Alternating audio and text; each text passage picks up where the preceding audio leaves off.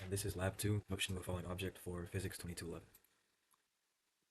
So the purpose of this lab is to observe the motion of an object in free fall and determine the effects of drag.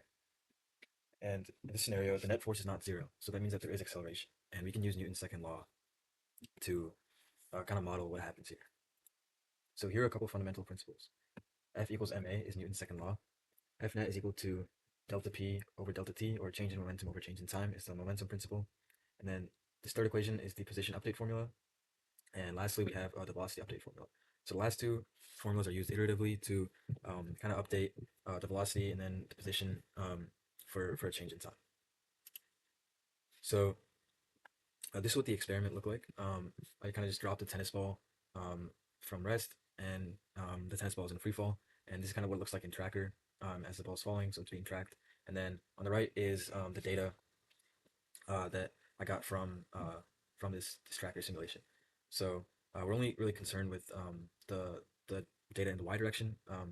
We're not concerned with how the ball is moving how the ball is moving in the x direction or left to right. We're just concerned about how it's moving up and down. Okay. All right. So for the initial conditions, so I basically set the initial position vector to this number here, negative 5.66 times 10 to the negative 3, um, and uh, and you can see that right here. And then the change in time was 0.6 seconds. That's why on this final graph here, you can see that t is equal to 0.6. And then eventually the ball fell by 1.367 meters, or negative 1.367, because of the way that the coordinate system is set up.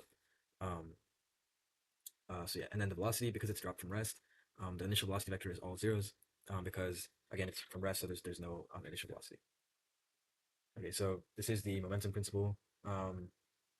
So like the glow script kind of version of all the formulas. So so this is the velocity update formula. You can see here that we're basically saying that the final velocity is equal to the initial velocity plus the net force over the mass times delta t, which is the same thing as saying velocity plus a times delta t, where a is acceleration. And then in the second line, we're using the position update formula. We're just saying that the ball's position, will add that to the velocity times the change in time. So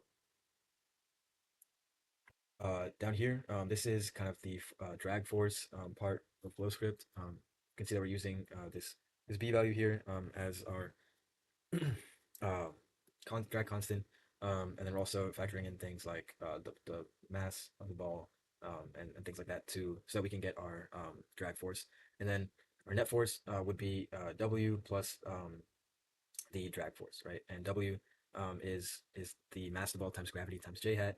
And so when there's no drag, the net force is just equal to W, and when there is drag, the net force is equal to W plus the drag force. So that's like the difference between the two.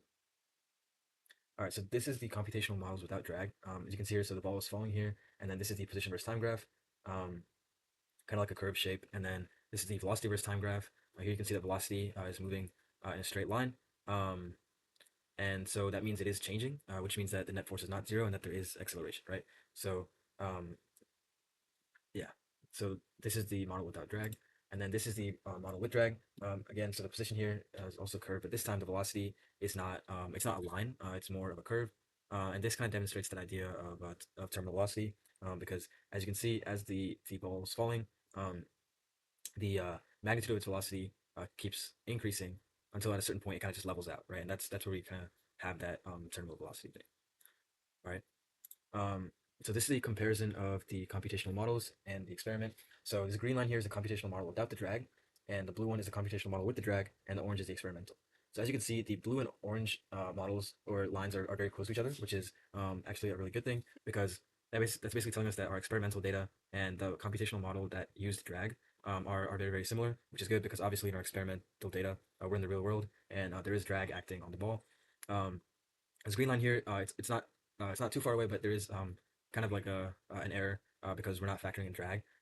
So that's why there's such a difference in the model without drag and versus the experimental and model with drag. All right, so what if? So imagine that the object was initially thrown down, would the terminal velocity in this case be the same or different? So it would be the same because the terminal velocity is dependent on the ball's mass.